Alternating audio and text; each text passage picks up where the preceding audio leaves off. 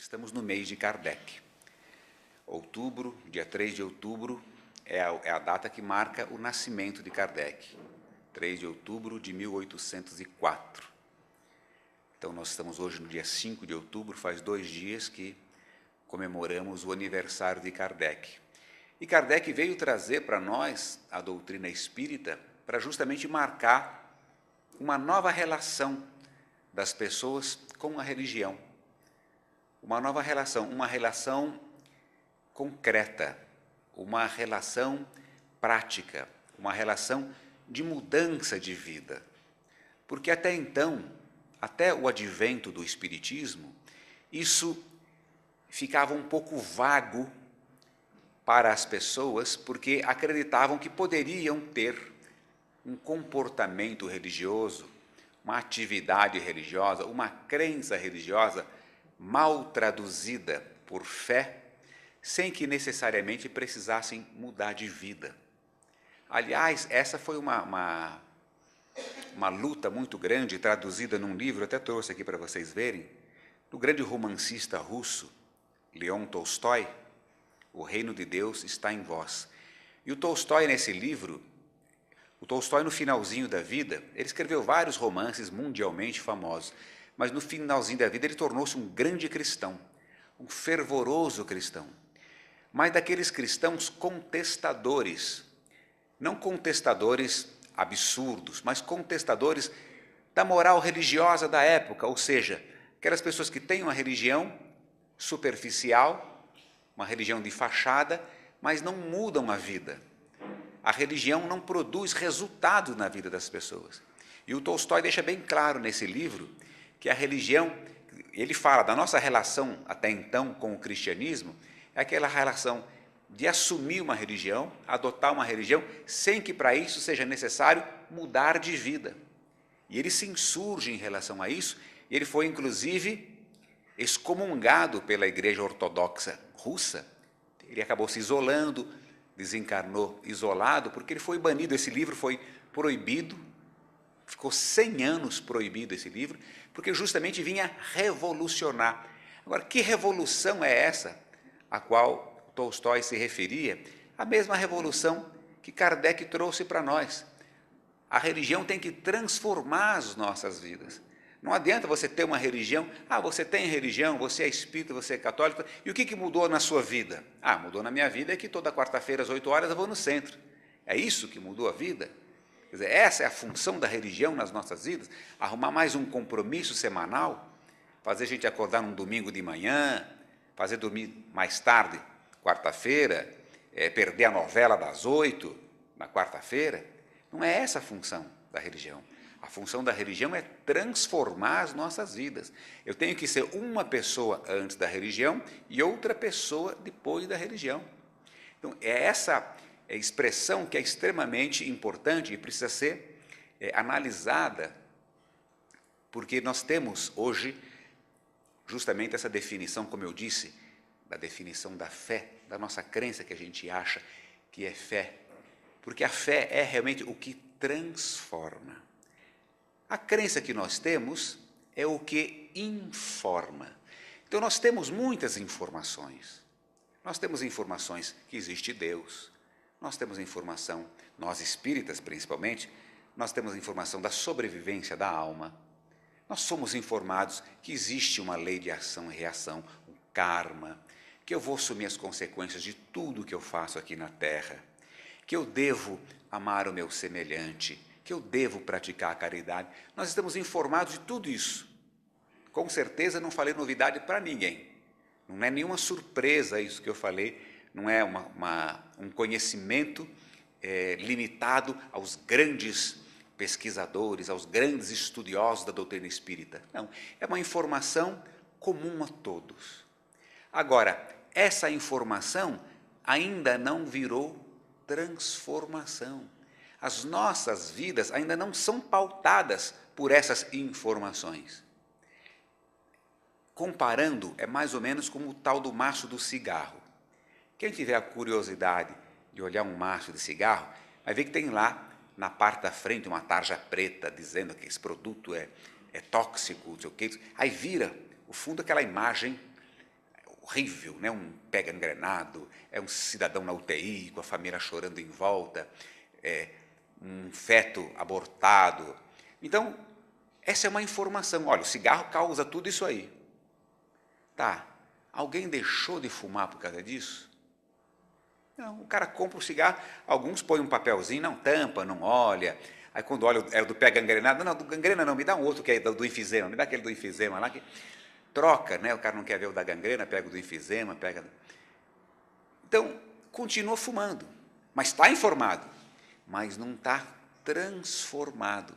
Então, a informação, ela transita de uma forma superficial nas nossas vidas, não penetra. Não penetra. E nós temos muito assim, esse hábito de repassar isso aí adiante, transmitir a religião, mas sempre transmitindo a religião a título de informação. Ah, eu sei e tal, mas quando que eu vou realmente fazer o esforço para transformar a minha vida a partir desses conhecimentos? Não, hoje eu sei. Tudo que eu faço aqui, vou assumir as consequências. Então, não posso fazer coisa errada. É uma relação matemática simples. Simples, espera aí. Tudo que eu faço aqui, eu vou assumir as consequências? Por que eu faço coisa errada? Se eu vou assumir consequências erradas, se eu vou assumir consequências ruins, mas ainda fica mais ou menos como o mesmo sentimento do cigarro. Ah, o cigarro mata, mas demora muito. Aí, sei lá, vai matar lá adiante. Não sei. Ah, agora eu não estou preocupado com isso.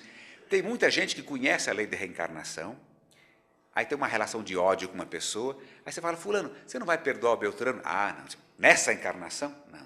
O que ele fez para mim, nessa encarnação eu não perdoo. Então vejam que coisa interessante.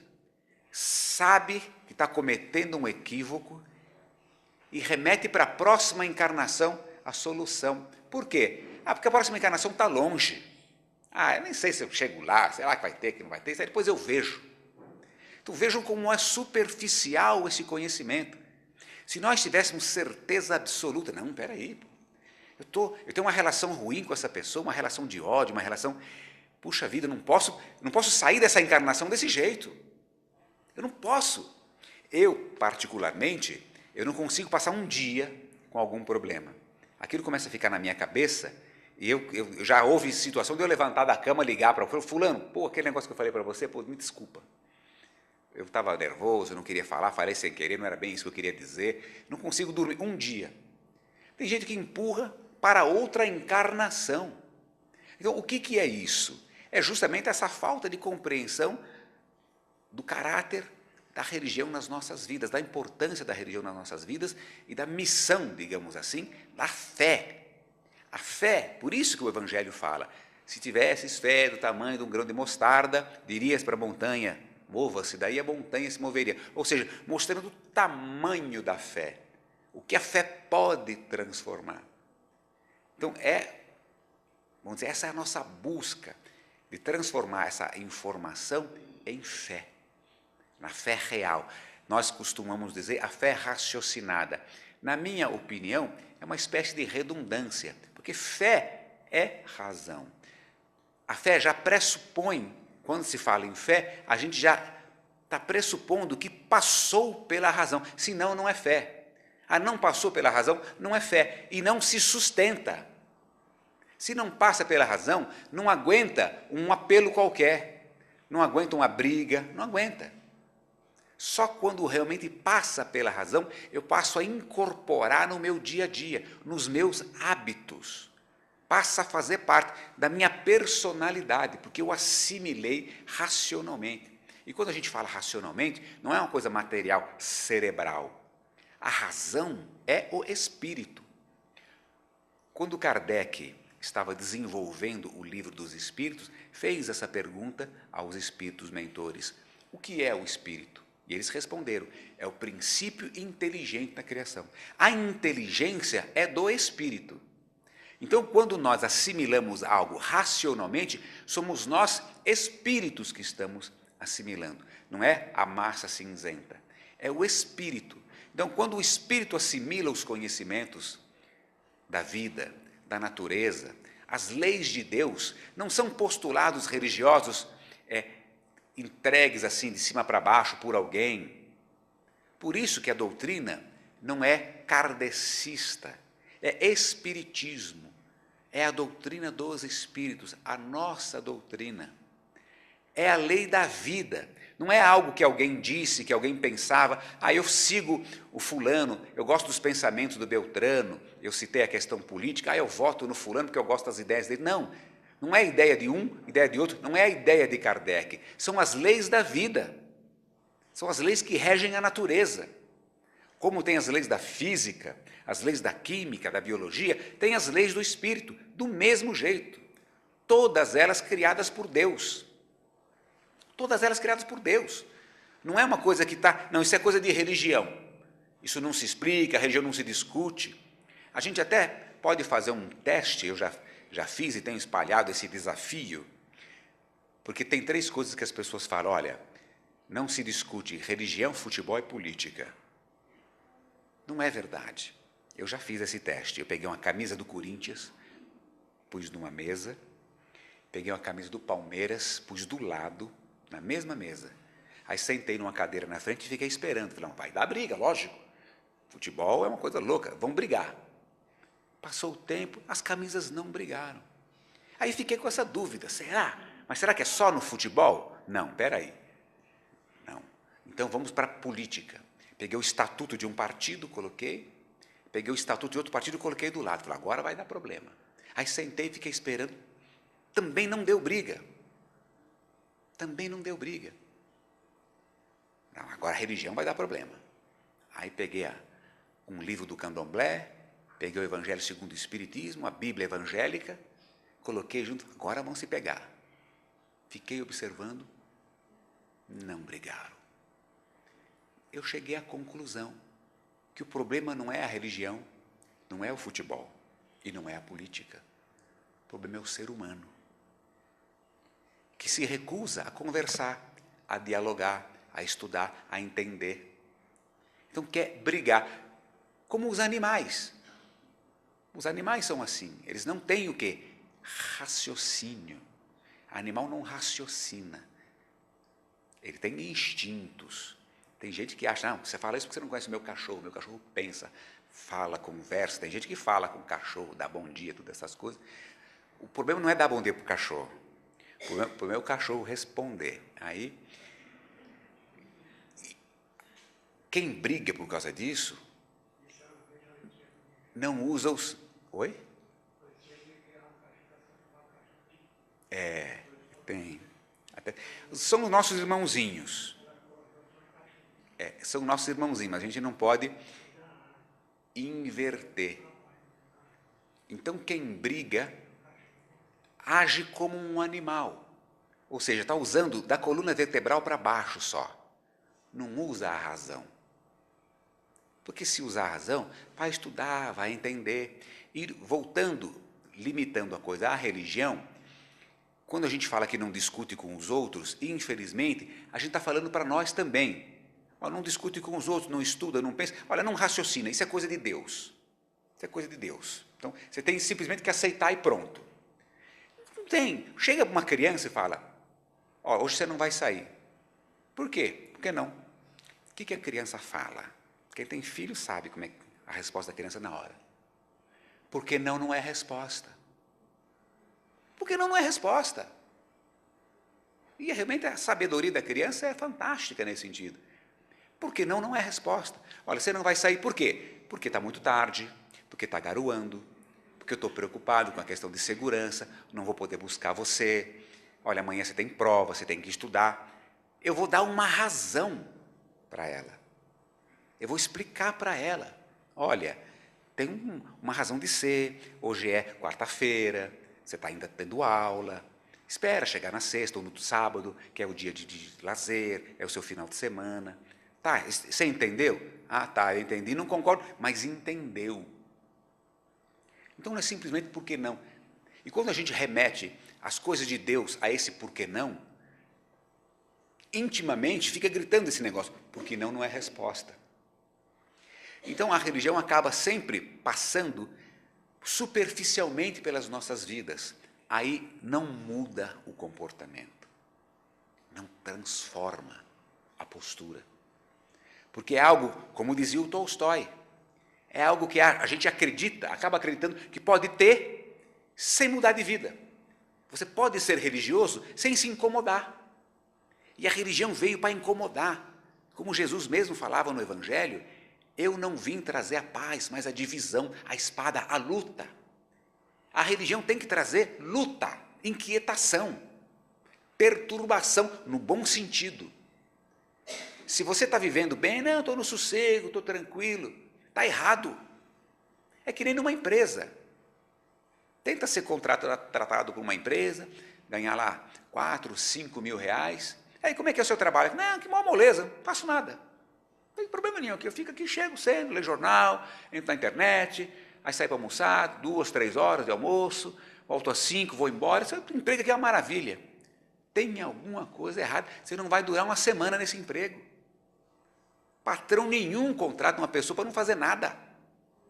Para ficar olhando para cima, jogando na internet, entrando no Facebook. O bom emprego, como é que está? Puxado, aqui, 8 horas da manhã, só no ralo. Atendendo gente, resolvendo problema, aí consertando, arrumando, indo para cá e visitando. Esse emprego é bom. Pô, mas dá trabalho? Óbvio que dá trabalho. Te tirou do sossego? Evidente que tirou do sossego. Fez você se mexer? Fez. Cansa. Nossa, eu chego em casa esgotado, eu chego em casa cansado. Esse é o bom emprego. Esse é o emprego permanente. Porque você imagina a falta que um cara desse vai fazer na empresa. Se ele passa o dia inteiro resolvendo problema, o dia inteiro consertando coisas, o dia inteiro atendendo gente, se ele faltar, quem vai consertar? Quem vai resolver? Quem vai atender? Então ele vai fazer falta. Agora aquele cidadão que está bem, aqui está tranquilo, eu não falo com ninguém, não atendo ninguém, não preciso resolver problema nenhum, não atendo nem telefone, ninguém me perturba aqui. Esse cara não faz falta nenhuma. Ele perde o emprego. Uma situação dessa, quem estiver nessa situação no emprego, arruma alguma coisa para fazer ou espera que a demissão venha aí. A vida é a mesma coisa. Nós não viemos para cá achando que a vida é um play center, é um playground, é um parque de diversões, é um shopping center. É só alegria, é só diversão. Não. A alegria, a diversão faz parte. Mas nós vamos aqui para trabalhar. Jesus disse, meu pai trabalha até hoje, eu também trabalho. E o trabalho não é ruim. Nós temos o péssimo hábito de achar que o trabalho é castigo, o trabalho é ruim.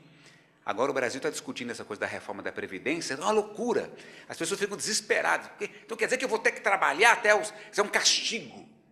Então eu vou ter que ser condenado a trabalhar mais 5 anos, trabalhar mais 10 anos. Gente, trabalhar é o estímulo da vida. Quem para de trabalhar, para de viver. Não necessariamente o trabalho formal, objetivando um salário, todo mundo tem direito à sua aposentadoria, ao seu repouso, mas não pode ter esse mal-estar em relação ao trabalho por uma coisa simples. Vocês já viram essas pessoas? Isso é muito comum no Facebook, domingo à noite, os caras começam a publicar aquelas coisinhas assim, ai, meu Deus, amanhã é segunda-feira, ai que desgraça, aí aparece o cachorrinho, o gatinho se escondendo, amanhã é segunda-feira. Uma pessoa que tem raiva de segunda-feira sofre de 7 em 7 dias. De 7 em 7 dias ela sofre.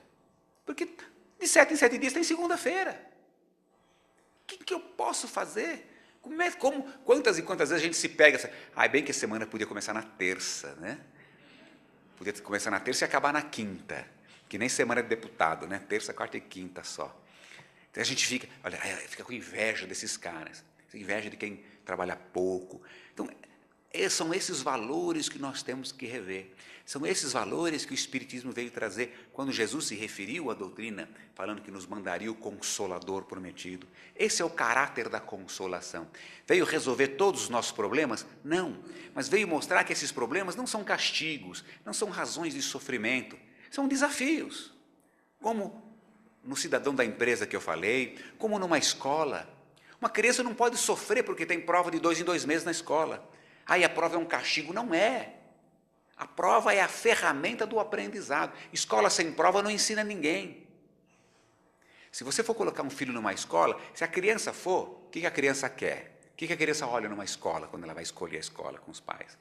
A quadra, se tem piscina, se tem McDonald's perto, se tem menina bonita, se tem menino bonito. Ela olha isso. Mas papai e mamãe não. Eu quero ver o ensino. Qual é o método de ensino? Deixa eu ver a apostila de matemática. Aí o professor mostra aquela apostila de matemática, aquela coisa grossa, cheia de problema lá dentro. A criança olha aquilo, meu Deus do céu, estou lascado. Todos aqueles problemas ali têm solução. E aqueles problemas ali não são castigos. Aqueles problemas são estímulos. Ele vai estudar, ele vai assistir às aulas, ele vai se empenhar. Às vezes ele vai ter que abrir mão do final de semana, às vezes ele vai ter que dormir até um pouquinho mais, vai dormir mais tarde, vai acordar um pouco mais cedo, vai ter que se esforçar para resolver aqueles problemas, mas vai resolver tudo. E aí, quando ele menos perceber, ele virou a última página do livro e olha para trás, puxa vida, como eu cresci, como eu progredi. Há um ano eu olhei esse livro, me desesperei, achei que eu não ia conseguir fazer nada. Hoje eu estou terminando, resolvi tudo, passei de ano. É o que nós estamos fazendo aqui. Nós estamos chorando, lamentando, diante dos problemas que a vida colocou na nossa frente, no nosso caminho, achando que é castigo de Deus. Ai, o que eu fiz na encarnação passada para estar merecendo isso? Por quê? Deus não castiga ninguém. Deus não é um delegado de polícia, um promotor de justiça, um juiz de direito. Deus é pai. É o pai que levou o filho na escola e não deixou ele escolher a escola pela quadra. Não deixou ele escolher a escola pela lanchonete. Fez questão de escolher a escola pela qualidade do ensino, pela exigência do comportamento, das regras, do uniforminho, do respeito aos professores, do respeito ao horário. A criança não gosta na hora, como nós não gostamos desse aperto, do problema. Mas quando a gente cresce, fisicamente, na comparação da escola, e espiritualmente, na comparação da vida, a gente olha para trás e percebe, puxa, como Deus foi bom para mim, ao me dar aquele problema. Como aquele problema foi importante para mim. Como aquele desafio transformou a minha vida. E eu chorei por aquilo, eu me desesperei por aquilo. E hoje eu vejo como eu fui ingênuo, como eu fui infantil, de chorar por uma besteira dessa. E me desesperar por uma besteira dessa. Quando eu cheguei aqui, estava tocando aquela música, Noites Traiçoeiras. É a música de um pastor evangélico, chamado Carlos Papai, é o autor dessa música. E tem um trechinho naquela música que resume bem isso que eu falei para vocês. O mundo pode até fazer você chorar. E é verdade. O que nos faz chorar é o mundo. As restrições físicas, uma doença, um desemprego, medo da violência, uma separação, uma briga de namorado, sei lá, o mundo, a matéria, as coisas. E Deus? Deus não. Nós somos espíritos imortais, caminhando para a evolução através das múltiplas encarnações. Nenhuma ovelha se perderá do meu rebanho, disse Jesus. Chorar por quê? Como pode chorar alguém que é imortal, está caminhando para a evolução, é filho de um Deus que pode tudo, sabe de tudo, está em todo lugar, é soberanamente justo e bom e nos ama? Chora por quê? Dá para fazer uma reflexão profunda a partir da música do Carlos Papai. O mundo pode até fazer você chorar, mas Deus te quer sorrindo. E que Deus nos abençoe. Obrigado.